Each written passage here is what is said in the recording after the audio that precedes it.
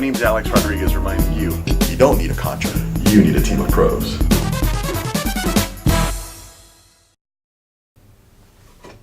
Hey, what's up, guys? Alex with Bay Cities Construction here. We got our new signs up. We have a great show today. We're talking about soft story retrofits. We're going to talk about resiliency. We got a case study on soft story retrofitting on one of the projects that we put a proposal together in LA. So don't go anywhere. My name's Alex, Bay Cities Construction. We're going to have a great show today. Stay tuned.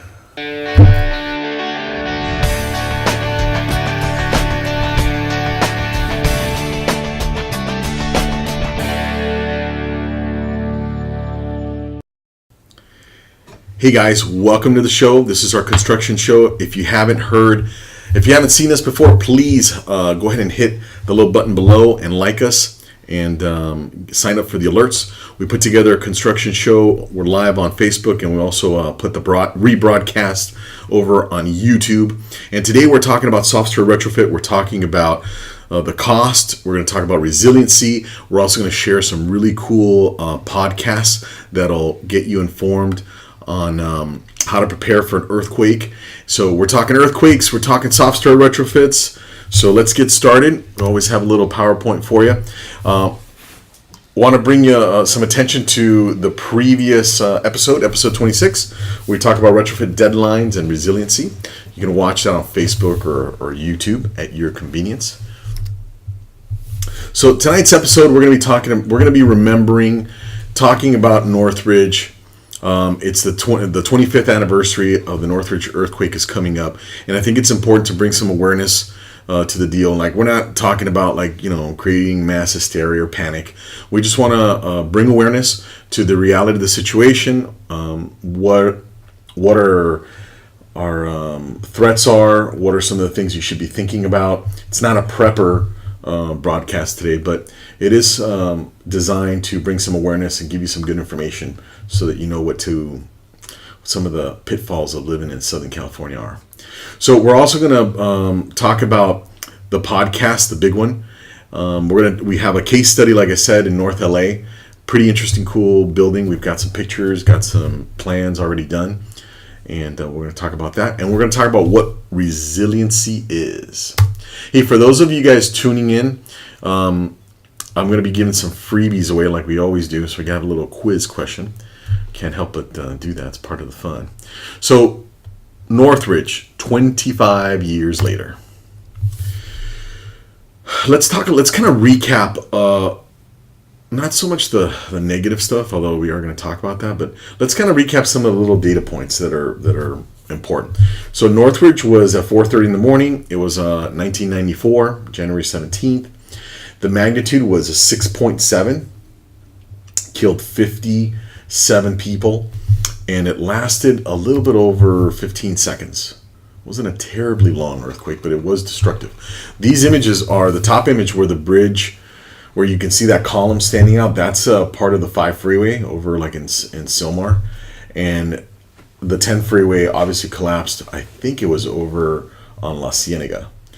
So those are some pretty substantial infrastructure damage. And one of the reasons that we bring up these images, right? It's to remind you that even though you're fine at home, obviously nobody in my neighborhood, there was no fire, there was no major collapse, but the aftermath, you got to live with that, right? It took a long time for the 10 freeway and the 5 to get rebuilt, to get cleaned up and rebuilt. And that's part of what we're talking about when we talk about resiliency. One of the key causes of major damage were fires. This is like a little mobile home park deal where fires kind of broke out and destroyed a lot of the mobile home park. In this case, this was a rail line derailment over in Chatsworth. Kind of a disaster. This was the in North Hollywood.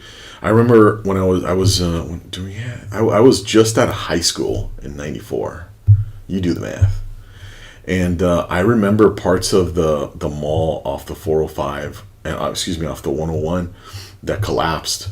A big building by the mall, one of those malls, it's a Westfield now, was heavily damaged. This is in front of the hospital.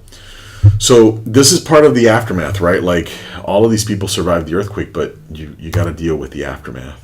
20,000 people were displaced overnight. 112,000 structures were damaged. 20 billion in losses.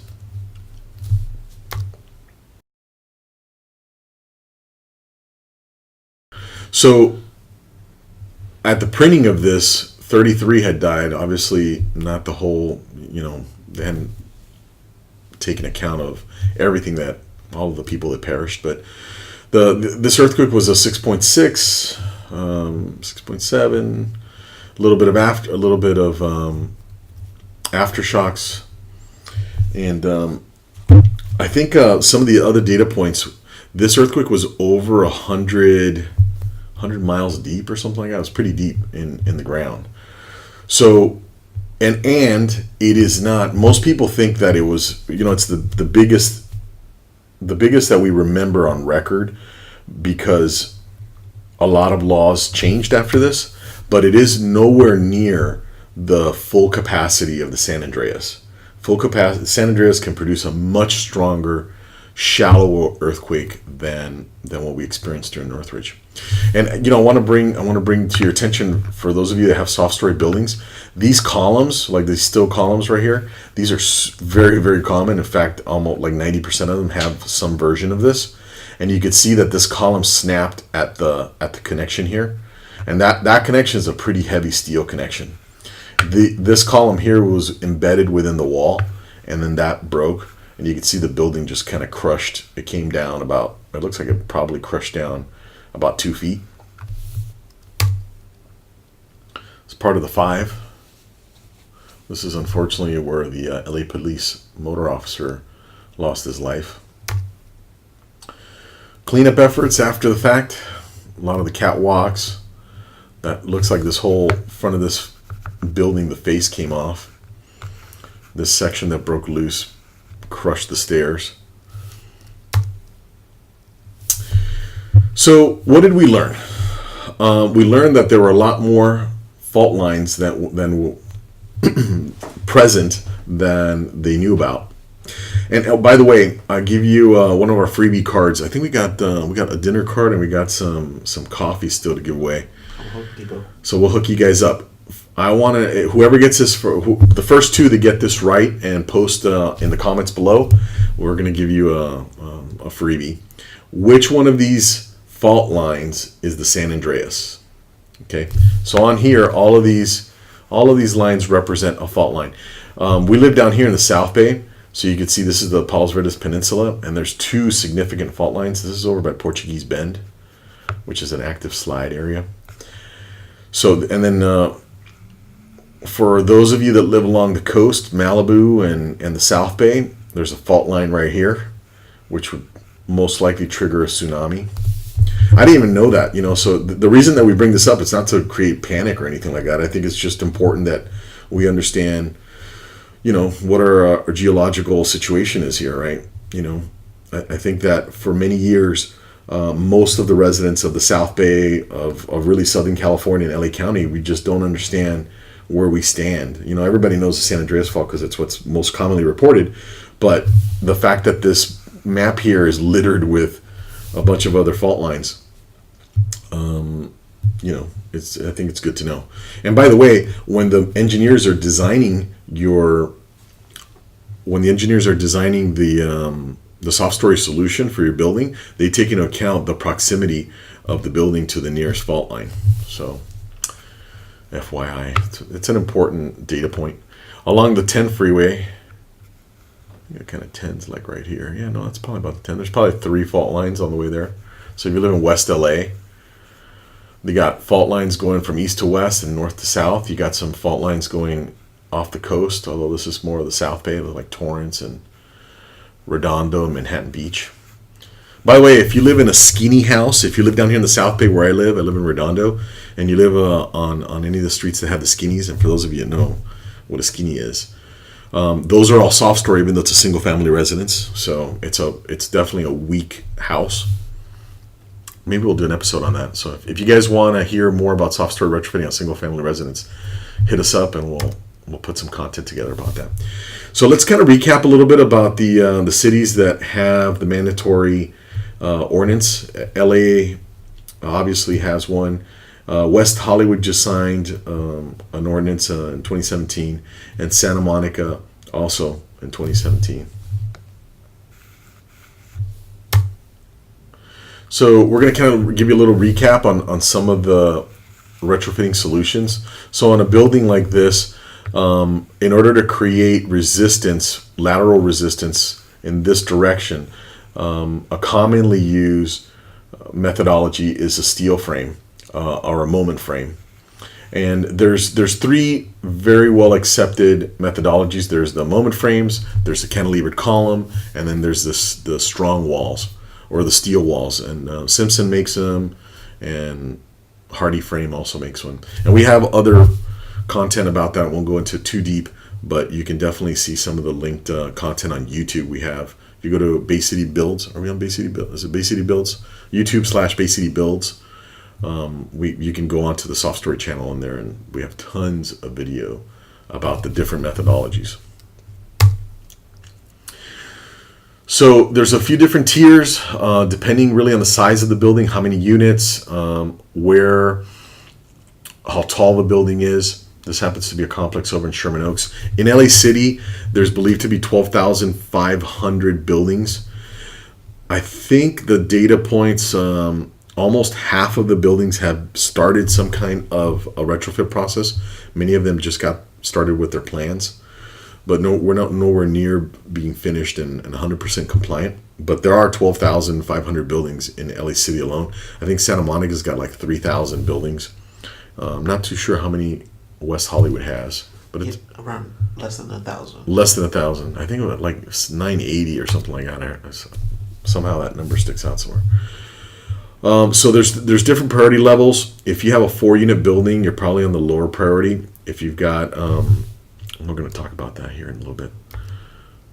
We have a downloadable thing that we're going to put together, and we'll also have a slide with the LA City priority list. But these are examples of some soft story buildings. And basically, if you want just a very layman's understanding of what makes a building soft in the minds of the city officials, the city engineers, if the first story has an opening that's bigger than 20% of the length of the second story, then it's soft. If the first story has an opening bigger than 20% of the length of the second story, it's a soft story building. If you found that comment to be confusing, just hit our offices up, send me a picture. You can email me a picture of your building at alex@baycitiesconstruction.com, and I'll walk you through how the soft story designation is determined. Hey, so I want to bring your attention to this podcast, really cool podcast. It's called The Big One. It's out of Pasadena City College. It's hosted by Jacob Margolis, and he interviews experts, engineers, and city officials and preppers. And they have a lot of really good content. I think you should check it out. Do we have a website for that, for the podcast? We can include a link. Okay, we'll put a link below, and you can just hit the link and get to it. So one of their takeaways is, not their takeaways, but I think a point to be made is that surviving the earthquake is the easier part. Statistically, you're probably not going to die. You're probably not going to get maimed, but you will be affected. Surviving the aftermath is the hard part. And Dr. Lucy Jones, I was present during this conference hosted by Simpson, and she spoke. She's actually on TV all the time. When they talk about earthquakes, it seems like they have Dr. Lucy Jones on standby. But she's a real smart lady. She wrote a book, The Big Ones, and she talks about, I think she's a seismologist, and she talks about not only earthquakes but also like natural disasters, and being able to avoid the disaster part, which is the aftermath, because we as humans decide to build in areas that we shouldn't be building in. And I'm reading her book now. She's got the book, The Big Ones. I bought it on Amazon, and I've been reading it over the last week or so. I'm almost halfway done with it. Just kind of been feeling, reading a little bit here and there. The book is really good. She talks about she goes back in ancient times and then comes back in on current times and talks about current disasters within our lifetime. She talks about ancient disasters and what people's thinking. It's amazing. I think she does a very good job of telling the story of how people behave prior to an earthquake. Like, one of the most common things that I get when I go do a site assessment and meet with building owners is like, oh, this building has been here since the 70s and it's still standing and it's gone through all these earthquakes. And most people don't understand. And I used to say that too, like, oh, it's been around for this long, But what we don't understand, what I didn't understand, what many of the building owners don't understand, is that we have not had an earthquake as strong as the San Andreas can produce in over 200 years. So we haven't had the big one. We had Northridge, which was a 6.6, but we haven't had something like in Alaska where it's a 7 or above. And San Andreas has the potential and has the scars on the earth that have been studied by the seismologists have clearly shown that it produced earthquakes much bigger than 7. So we haven't had the big one yet. I guess is a long story short, we haven't had the big one yet, and those buildings built in the 70s haven't experienced the kind of trauma that a big earthquake will. So earthquakes are inevitable. Disasters aren't. Disasters are basically what occur because we as humans didn't take enough caution in building structures that could survive it. So the Big One podcast, I'm going to show you a little clip of it. Tell me what you think, and we'll be right back. I love Los Angeles. Movie stars, surfing, one of the most diverse cities in America. Some days, it feels like paradise. But any second now, that could all change. Because the big one is coming. We're better prepared for the big one than any big city in America, which is to say we're woefully unprepared. An earthquake so large that the Los Angeles will be gone. It's going to be chaos. Thousands of fires will break out all over the city. The power will go out. Clean water will be scarce. They don't understand that it's not going to be just one big shake, but it's going to be thousands of shakes for months or years. There's nothing we can do to stop it, but we can get ready.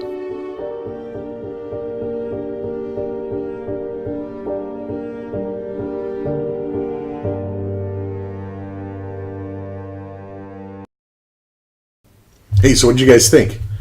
Just give you a little snippet. I wanted to bring this to your attention. You may not have realized that this podcast is on, so check it out on your. You can follow the link below once we post it on.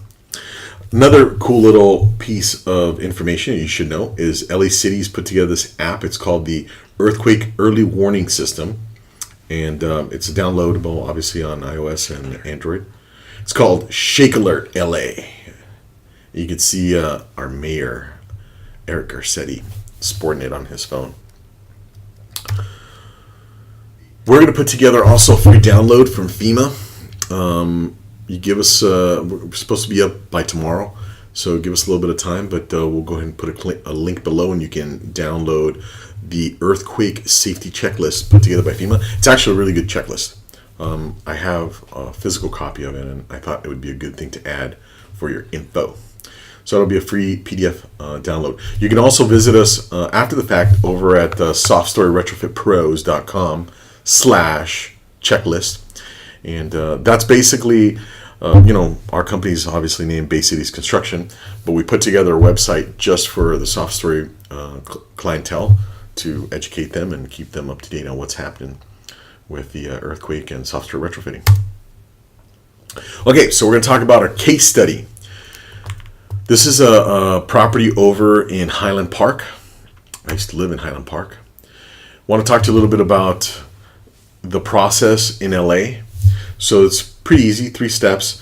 Once your plans are approved, you have to file, we'll do that for you, But you file a tenant habitability plan, which basically is a 25-day notice to all of your tenants to make sure that they know that you're going to be doing this earthquake retrofit.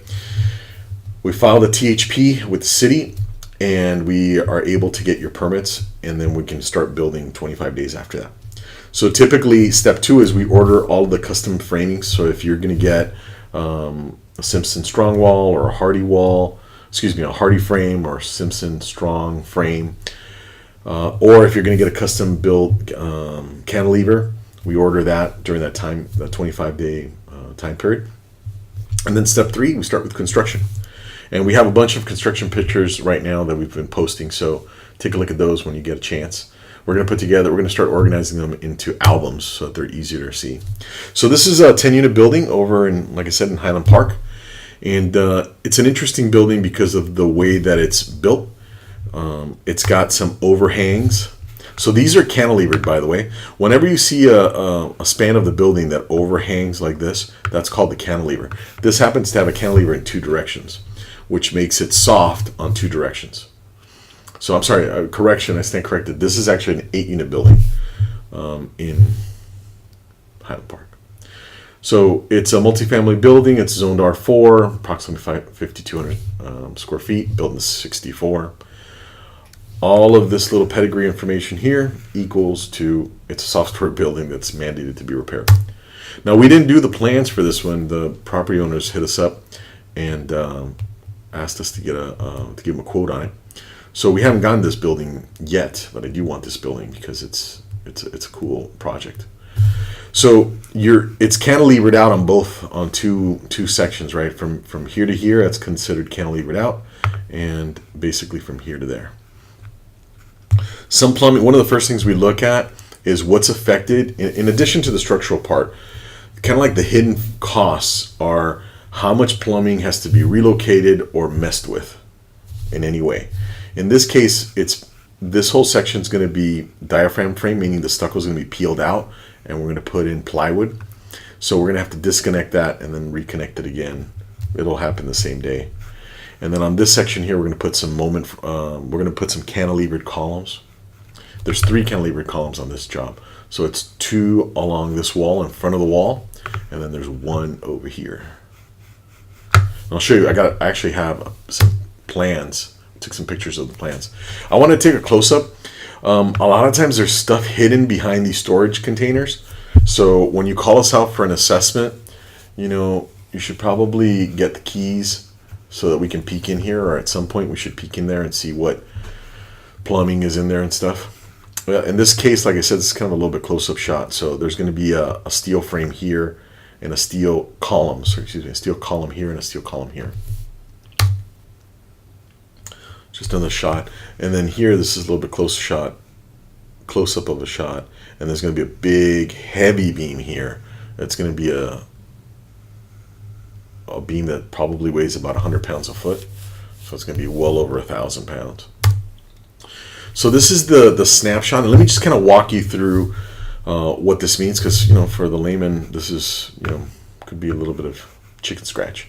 So these little H's, these are I-beams or I columns, steel beams, steel columns here and here. And in between this section here, it calls for a new wooden beam that's going to connect this guy with this guy.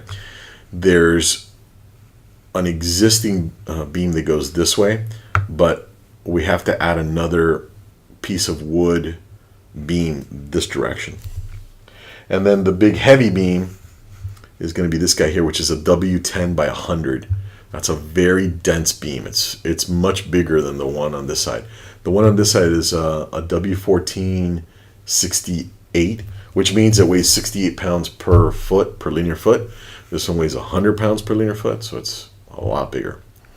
And if you're curious about what these little diagonal lines mean, this means that we have to, once we're done with all the framing, the hardware install, we have to put together some plywood, some structural plywood underneath. So when we peel the stucco, go back to this previous picture, we're going to peel the stucco in this section, this whole length up here, and then we're going to nail structural plywood to that. So that's that. And then there's a series of blocking and hardware that's installed along here and here.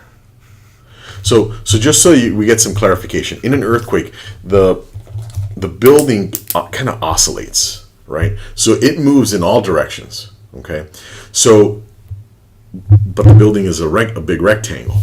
So as far as the building is concerned, we have to keep it from moving this way, and we have to keep it from moving this way. Well, not keep it from moving, but create resistance so that it doesn't move more than the apex of what would cause it to break. So all buildings can move, can move, and then there's a certain amount that once they do move, they actually break. So the hardware that we're putting in here, the retrofit solution, is supposed to create enough resistance to keep the building from failing, right? When it breaks, then it collapses. So that's what we're definitely trying to avoid.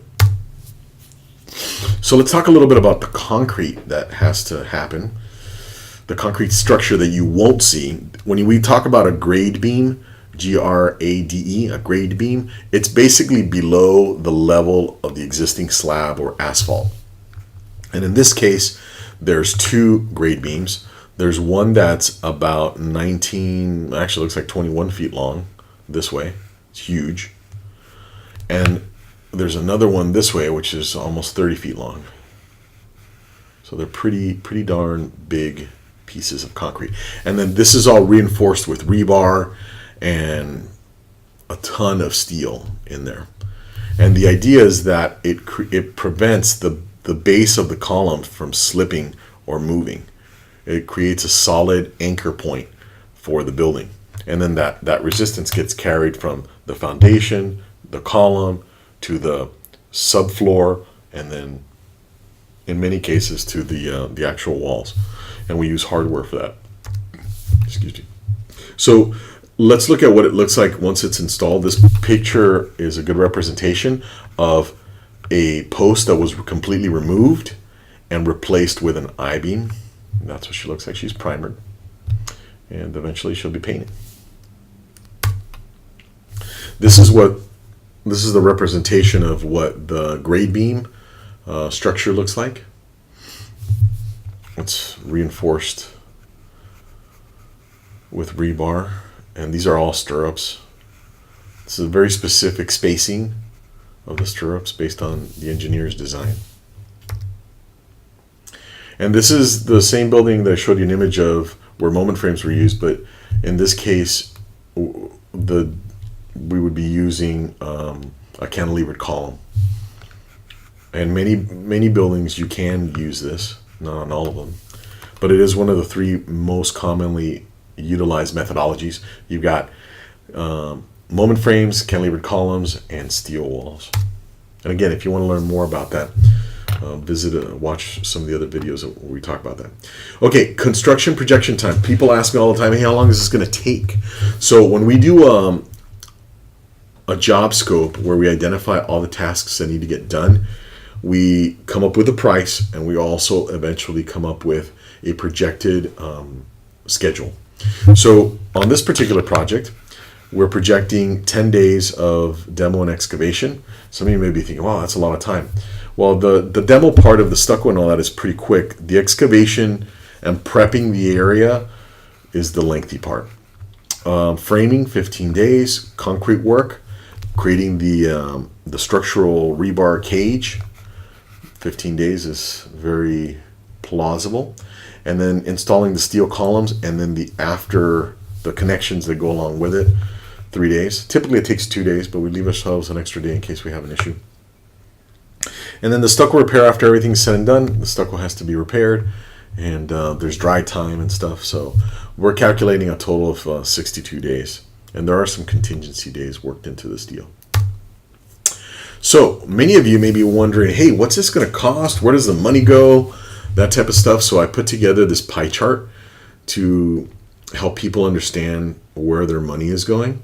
And if you can post what you think this is going to cost, this project is going to cost, I'll give you a free cup of coffee. I'll give you a gift card to whoever gets it the closest. So what do you guys think? How much do you guys think this project cost? $40,000, $80,000, $100,000, $200,000? Go ahead and post your comments below. We have any viewers here that are posting stuff actively?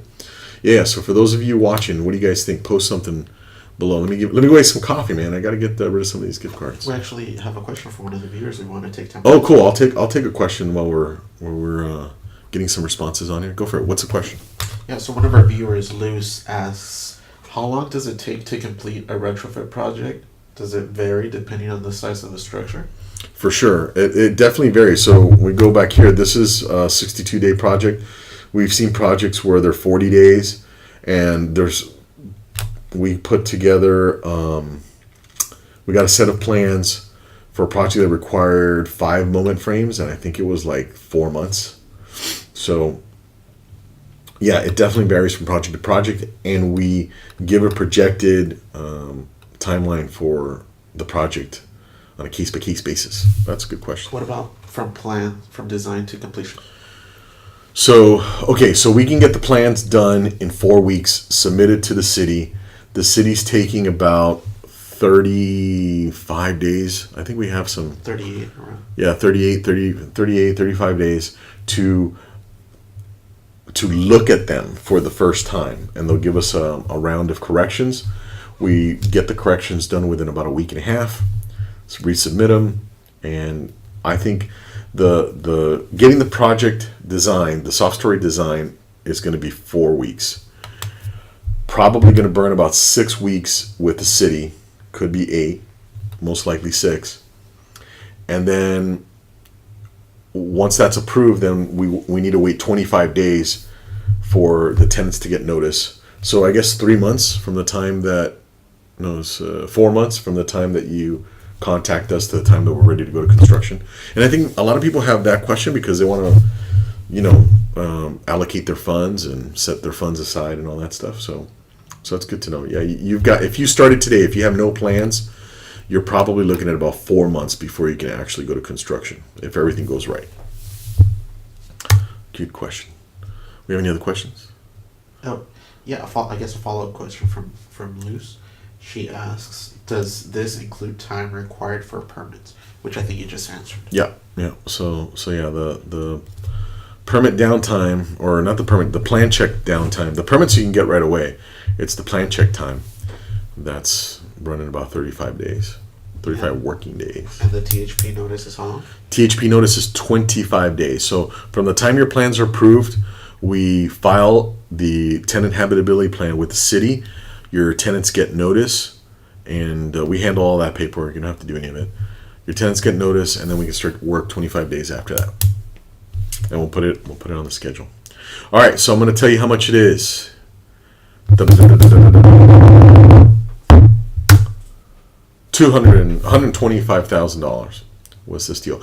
We're actually seeing that projects that are this size, buildings that are 8 to maybe 14 units, the mean price is about like 115-ish, 120-ish. So it's pretty common. So that's what this is. Hey, do you guys think this is useful, helpful? I'd like to hear what your comments are.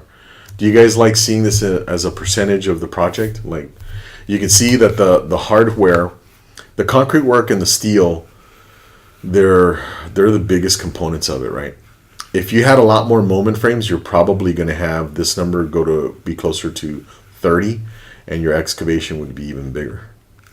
Because the more steel you use, the more grade beams you need, and it affects that price. So this is basically two steel beams. So you're looking at probably spending collectively, what is that? $17,000 in demo and excavation.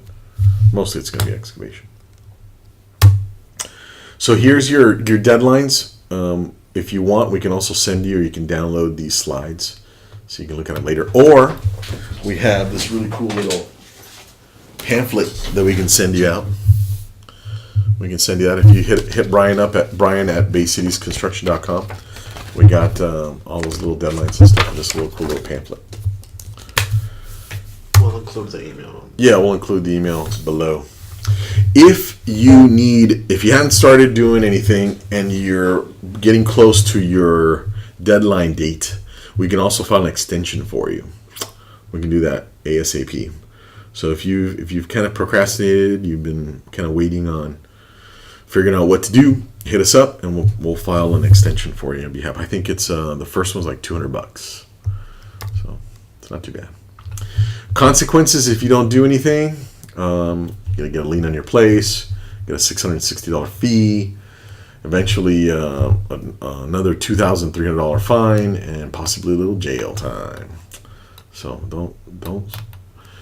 don't ignore it. All right, so let's talk about resiliency. So what is resiliency? Why is it kind of a little tag phrase? Why are we even talking about that? The reason we're talking about resiliency is because we, like Dr. Lucy Jones says, you can't avoid, you can't do anything to prevent an earthquake from happening, but you can take some action to prepare for the earthquake. And resiliency is basically how we're going to respond to a natural disaster, right? So in many cases, in most cases, the people that lived in a region of a natural disaster, they just end up moving away. So how are we planning as a city, as a neighborhood, as property owners to protect our investments, protect our families? And this idea of resiliency is kind of the mental model for taking on that endeavor. So LA as a city, based on, passing this ordinance, I've talked to a lot of people that have a lot of different opinions about it, and many people, I think their first response is to say that it's kind of like a money grab, or you're being forced to spend money on stuff that's not necessary, etc. The truth is that it's taken a long time for the city to be able to even have the political will to get something like this initiated, because of obviously the expense of it, and it's for good reason. You see parts of where Katrina happened, people permanently left and didn't come back. There's neighborhoods that are they're a wasteland. So we don't want that to happen here in LA, and we want to be able to be resilient. And for those of us that are Angelinos, we love living here and we love California, and we don't want to go. So we have to plan for it. We have to do a better job of it. And I'm really happy to be able to be part of this movement that's making LA and really LA County safer, California safer.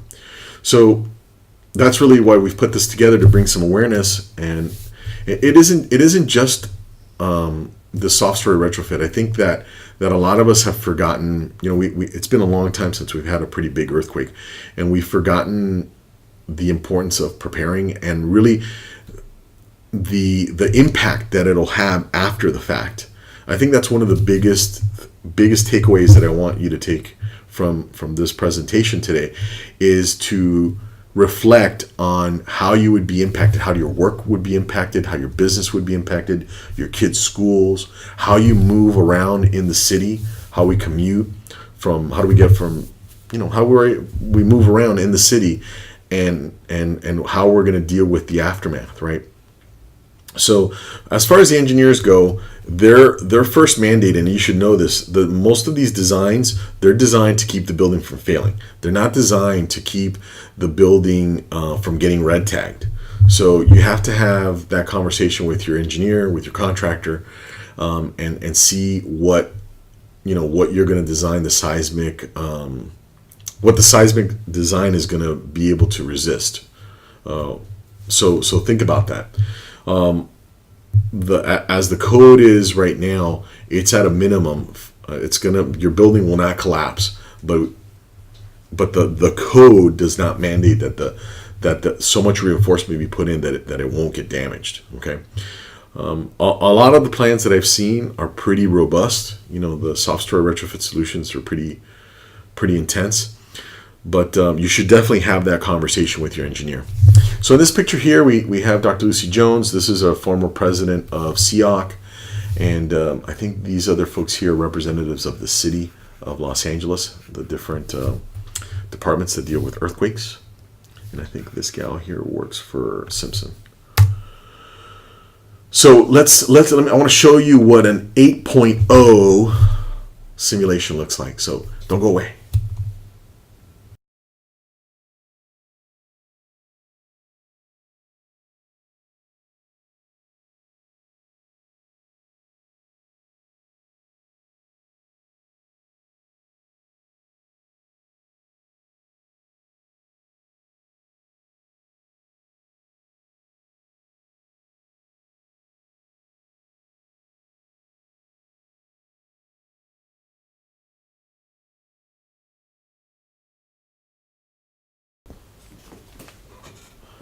All right, so how'd you fare? How'd you fare on the earthquake? 8.0. It's a big one.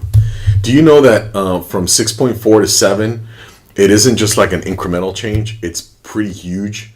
And from 6.5 or 6.6, which was what 6.7, I think was what Northridge was, to 8. It's like a catastrophic difference, right? So like if you think, many of you, if you lived on the East Coast, you know, like a Category 5 hurricane versus like a Stage 1 or Stage 2. So Stage 1, Stage 2, it's kind of like, you know, okay, it's windy, okay, it's raining. And then you have a Category 5, that's like Andrew, that's catastrophic, like 170 miles sustained winds or 150 miles sustained winds. So an 8.0, it's that. It's catastrophically bad. So, hey, look, guys, I'm definitely not a seismologist. I just want to bring some awareness to the situation. I want to help answer some questions that you have. You have any construction questions? Do you have any seismic retrofit questions? Love that. I'm an expert at. Construction questions, I can answer. We have any questions? We do have some questions from some of our viewers, but before that, we have a comment from a viewer as well. Luce says, great information and very helpful for people wondering what the heck to do with those city notices. Yep. Yeah, take some action. We can do a free assessment for you, by the way. Send it over. What else? At Software Retrofit. Oh, yeah. Send it to softwareretrofitpros.com, alex@baycitiesconstruction.com, or you can also send it to brian@baycitiesconstruction.com. But you can give us a call at 888-881-7355. So what questions do we have? All right, the first question from one of our viewers is, how much can I expect to pay for engineering? Engineering is between $5,500 to $10,000. There's some stuff that's maybe $15,000, $20,000 if it's a huge building. We actually have a blog article about that. You can go to softwareretrofitpros.com and go to the blog articles, and I think that blog article is titled average engineering costs, or how much engineering cost. We have I think it's a pretty informative article, so check that out. Another question is, will a retrofit prevent all damage during an earthquake? A retrofit will not prevent all damage. Your building will probably be damaged. You have to be very specific on what level of protection you want, because you can add more steel, heavier steel, more resistance, and the more of that you add, the less likelihood that your building is going to get red tagged. After a retrofit, it's like your building's not going to fall, that's for sure. But how much damage you're going to suffer is it's hard to tell unless you design for much bigger earthquake. I think the average design is for 70% of the maximum perceived earthquake of the nearest fault. So for whatever that's worth. The thing with earthquakes too, it's not just about the magnitude, right? Everybody talks about the magnitude. The other issue is how shallow was the earthquake. So if you have an earthquake that was really deep, think about it. There's a lot of space for those waves, the P&S wave, to dissipate, right? If the earthquake is shallow, even though it may not have been high on the magnitude, you're gonna feel like it was insanely strong, right? Because you don't have that dampening effect of having a lot of soil and rock and material between where the earthquake epicenter actual breaking point was and where your house is or your building is. So there's a lot of things in play. But it's definitely worth having that conversation, and you should be aware that you should have that conversation with your engineer. Another question is, I think they have plans already because they're asking, should I bid out my project? I think that you should. I think you should get some pricing from a few people. I think that you should not make the decision of who to hire based on the price. You should definitely be individual centric. Okay, and I'll tell you why. We have a blog article about that, about cost of construction. Very seldom does any construction project actually get built for the original contract amount. In fact, I would say probably 99% don't. There's a change in the price, not just because there's people just upcharge for stuff that should have been included already, but you may have to remove a pipe. You may have to reinforce some part of the building that was covered by stucco or covered by concrete. You may want to fix an issue with the structure that has been in bad shape for a while. You open up a wall, there's termite damage. So don't go by just the dollar figure on the bid. You really want to feel like the contractor you're actually hiring is a good fit for you on a personal basis. It's somebody you can work with, because they're going to be working on your project for 6-8 weeks, in some cases even longer. So you want to feel like you're working with somebody you can trust and that you like working with them. And I think that's a lot more important than just looking at the dollar figures. So you should talk to a few different people. I mean, how many? I don't know. Talk to as many as you feel you need until you find the one that you feel comfortable with. I don't think 3 is a number. I think I've worked with people that haven't looked around. They basically did some research on us, and we clicked as a customer client. And then I've had other customers that have gone through 10 people because they just didn't feel comfortable with the people that they were running into. So I don't know. I think that it's a people business. It's a people interaction, and you should concentrate on the folks you're working with, on the individual. What else we got? One of our other viewers is asking, can my property still survive even if it's in a liquefaction zone? We have a lot of liquefaction area here. So liquefaction is basically where the soil, the soil behaves really weird with the water content in it, and it turns to liquid when the shaking starts. And if you think about it, when you were a kid, like you put sand, you're at the beach and you put sand in a container, and there's water in the container too, and you shake it around, and the sand just does this weird motion. Well, what ends up happening is when you have a structure on top of that, the structure actually sinks, or parts of the structure sink, and you have a big problem. That can cause a catastrophic failure. Luckily, like in West LA, the building, like one of the buildings we're working on right now, it looks like it was built on bad soil. So there's some very deep caissons on there where we're tying into. So the soil has a big role in it, and it's gonna be, the engineers are gonna make your design based on the soil conditions. In some cases, you may have to pay a little bit extra money and get a soils report done. So that's something to think about too.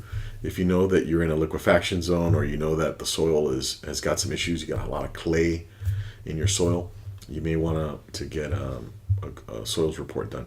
But not all jobs the soils report is required.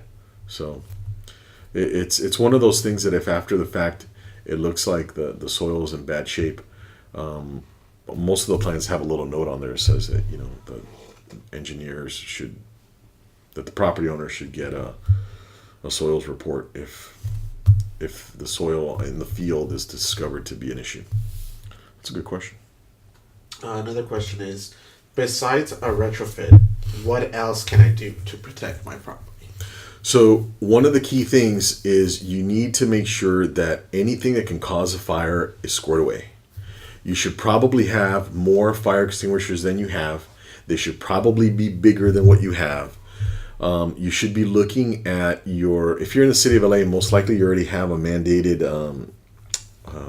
earthquake shutoff valve on the gas lines. If you don't, you should get it. I know that we met up with a vendor over at the AOA show that provides those. And if any of you are interested in that, we can forward you over their info. We don't do that. But anything that can prevent a fire, make sure that your fire alarms are working good. But I would think that you have to understand, in a big earthquake, you cannot expect that the fire department is going to show up.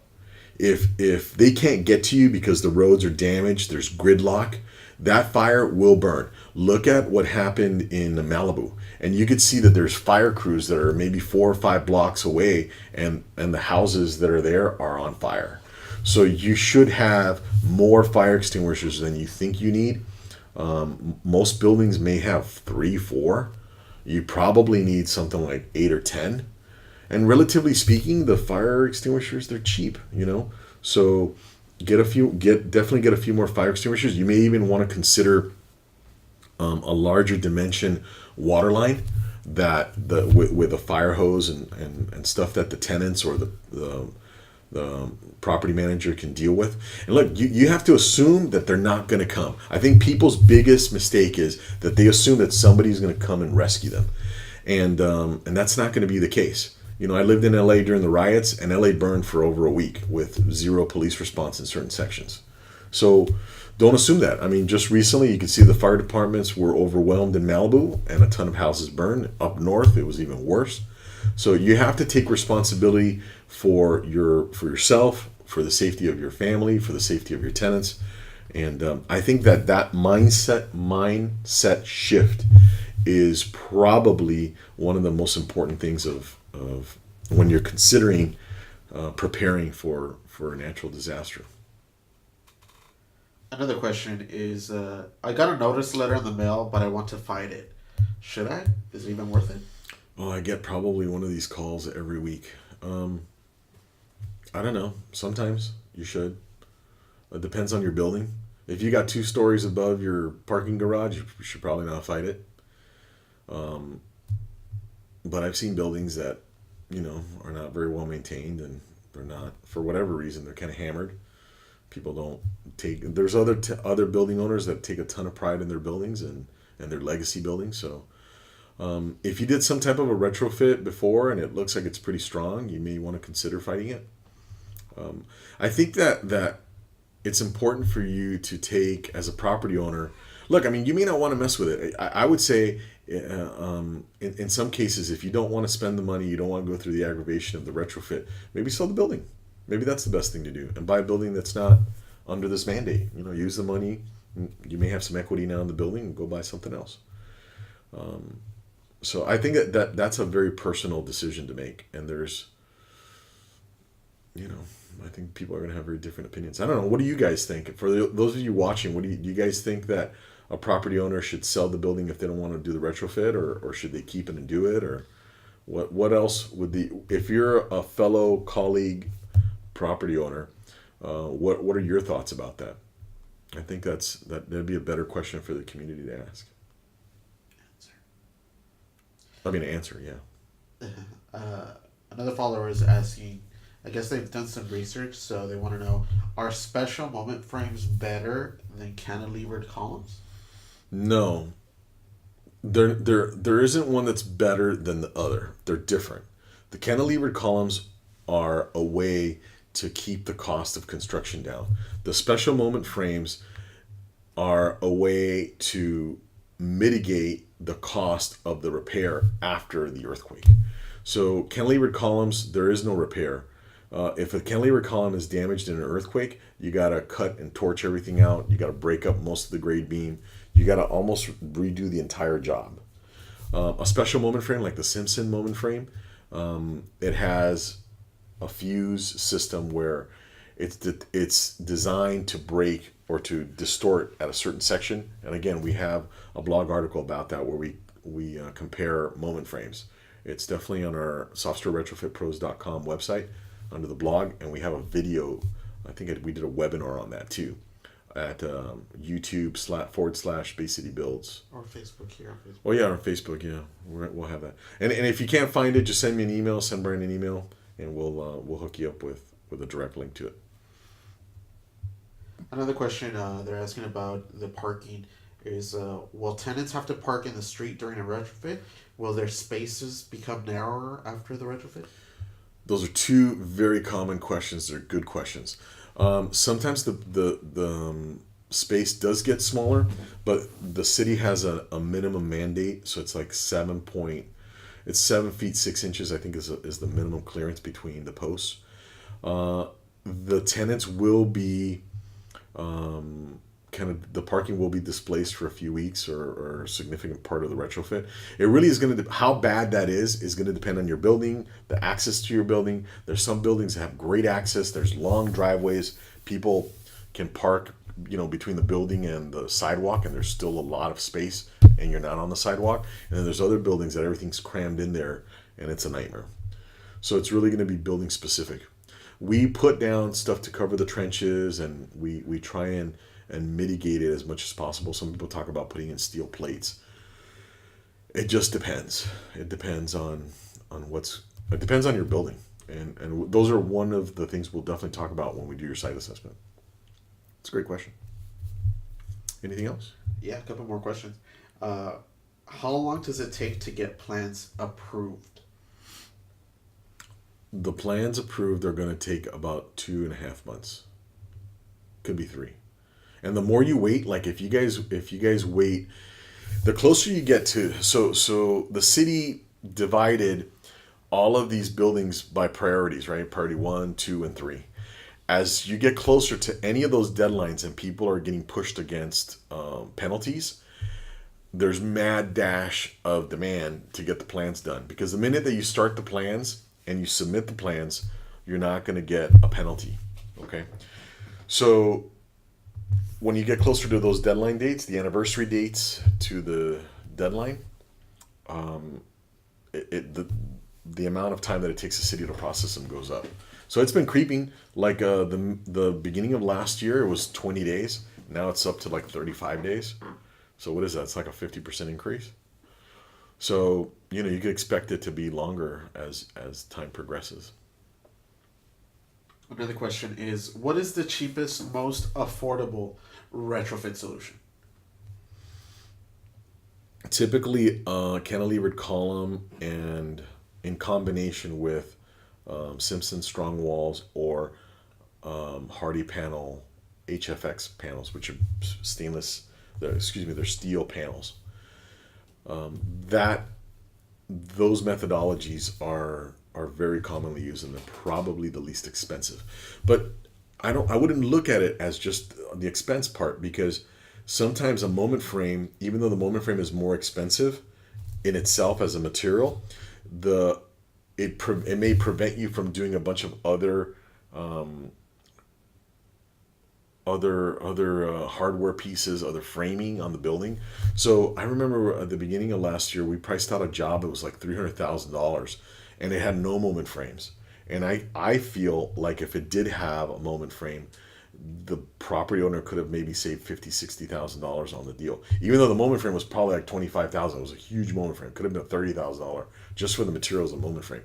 But there was so many plywood shear walls, and there's so much stucco being ripped off the walls and then reinstalled that I think the moment frame could have mitigated all that additional work.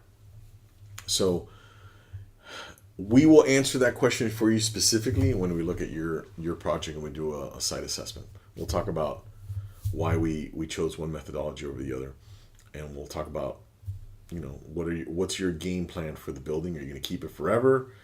Are you going to sell it within a few months or a year? So those are all inputs on making that decision. That's a good question.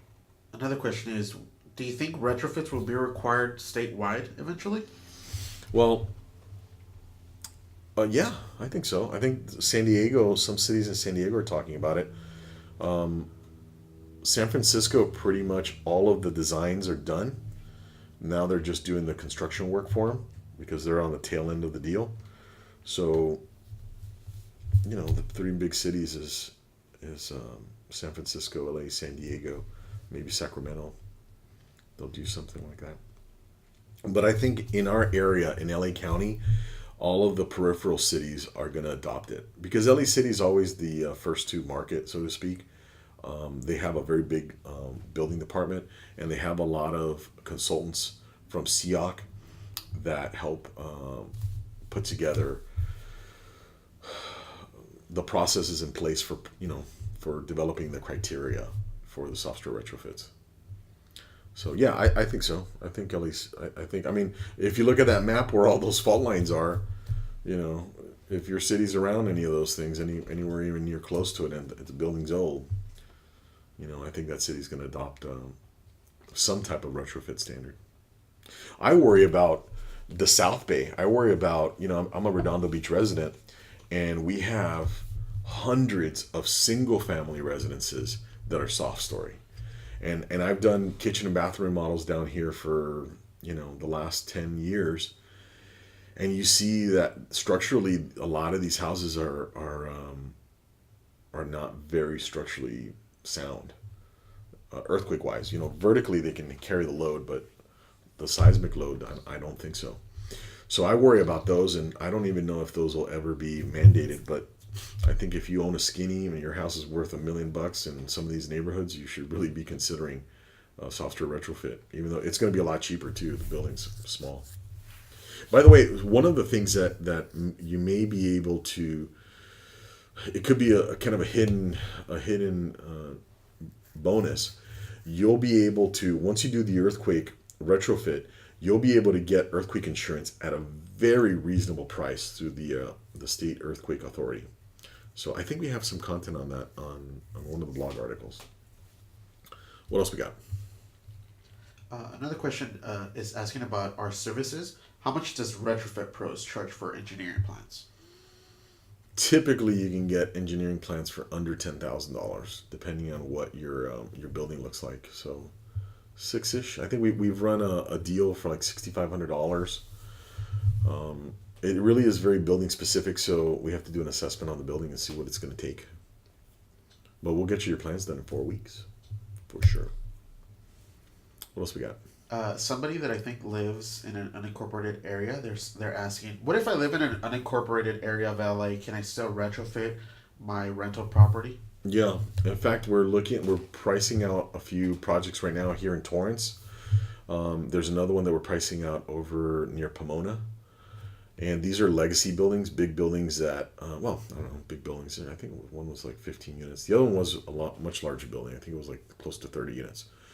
But they're legacy buildings, and they don't want to, I think they want to refinance. You'll see that some of these bigger projects, the banks are going to mandate it, even though the city may not have mandated, but the banks want to be protected because they know if you have a big earthquake, they stand to lose big money, especially if they're lending out $7-10 million on a building.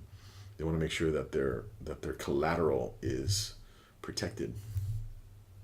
So you may have some other reasons to retrofit, right? Another question is, what other cities will be requiring retrofits soon? I think everything that's around LA City, within driving distance, so Burbank, Glendale, Pasadena for sure. Beverly Hills is like they're almost there. Luckily, they don't have too many buildings. They definitely, I think they have, Beverly Hills may have less than 1,000 buildings. So. But yeah, all the peripheral cities, I think collectively, we're probably looking at maybe 30,000 buildings within LA County eventually that are going to be retrofitted. Torrance too. Torrance is talking about it too. In fact, I think we're going to be part of the advisory folks that are going to help the city come up with some of the policy, because we're in Torrance, so it makes sense for us to pitch in and see what we can do. Another question, I think they're talking about homes. Are seismic retrofits required for residences? No, too? no. 3 units and below, they're not required. But again, I think if you got a skinny, you should really consider it. A tall and skinny. Another question is, I think you talked about it a couple of minutes ago. They're asking, are soils reports required for soft-story retrofits? Surprisingly, no. If you do an addition, a soils report is required. If you're in an expansive area, they will require it. Expansive soil, which is like clay, if you got a super heavy clay. So no, not always.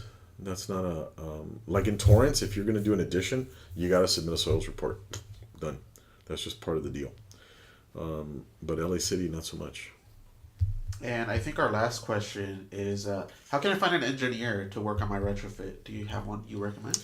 Well, we can do the engineering for you, obviously. If you want to do a little bit of research, you can go on to the CEOC website. We can put a link below. And that's basically the professional organization for engineers, structural engineers here in California. Do you remember? Which I am a member of, that's right. Yeah, they have a list on their website. If you go to, I think it's ceoc.org. They have a member list that's public, and you can look at it there. If you want to talk to us about it, please, by all means, give us a call or send us an email. So what else we got? All right. If you want to learn more, please go to softwareretrofitpros.com. I hope you enjoyed the show. We have tons of information for you so that you can be better informed. And on here we got some strong walls, some steel walls. We got this happens to be a hardy frame, and that's a steel column, custom column. Hey, find a trustworthy retrofit contractor is not an easy thing. Finding a contractor I think that you can trust is not an easy thing. So take the time to interview people and learn more about them, get an idea of how they work. And they can check out that blog too. You can definitely come check out our blogs at softwareretrofitpros.com. I built this website for you guys, okay? This is for you guys to learn. Actually, Brian and I did. Brian did most of the work. But we put together, I paid for it. How about that? Brian's in there shaking his head. We put this website together for you, right? We've put a ton of energy, a ton of blood, sweat, and tears to launch this site. And it's for your benefit. It's for you to learn what it's going to take to get it done. You can see that it's not salesy. This website is really just, it's based on a value proposition to you. I want for you to understand what it's going to take to get your building done, so that you can feel comfortable with the process, and hopefully we can earn your business along the way. If you feel like we're a good match for you. So we got dozens of software retrofit articles on there. And if you go to baycitiesconstruction.com, there's hundreds of different articles about all sorts of remodeling on there. So thank you very much for watching the show. This is us. This is our contractor license. We've been doing residential construction for 15 years.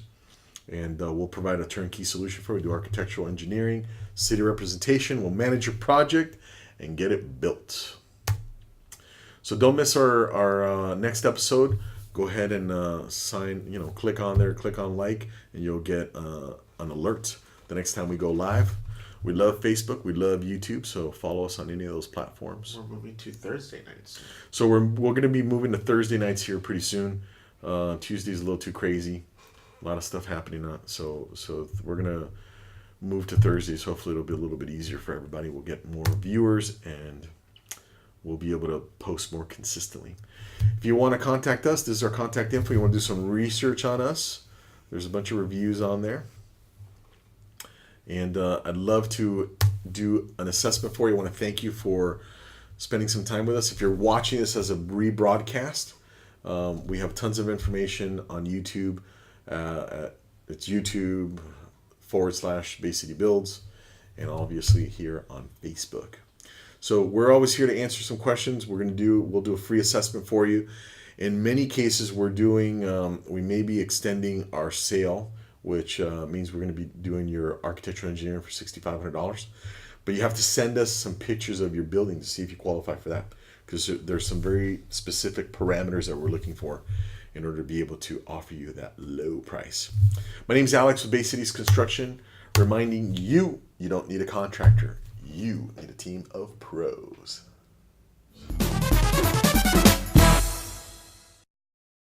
Hey, if you want one of these signs, you got to hire us to do the job. Okay?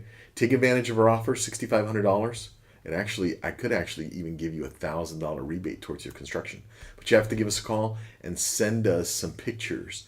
Alex at Bay Cities Construction or Brian at baycitiesconstruction.com. All right. See you next week.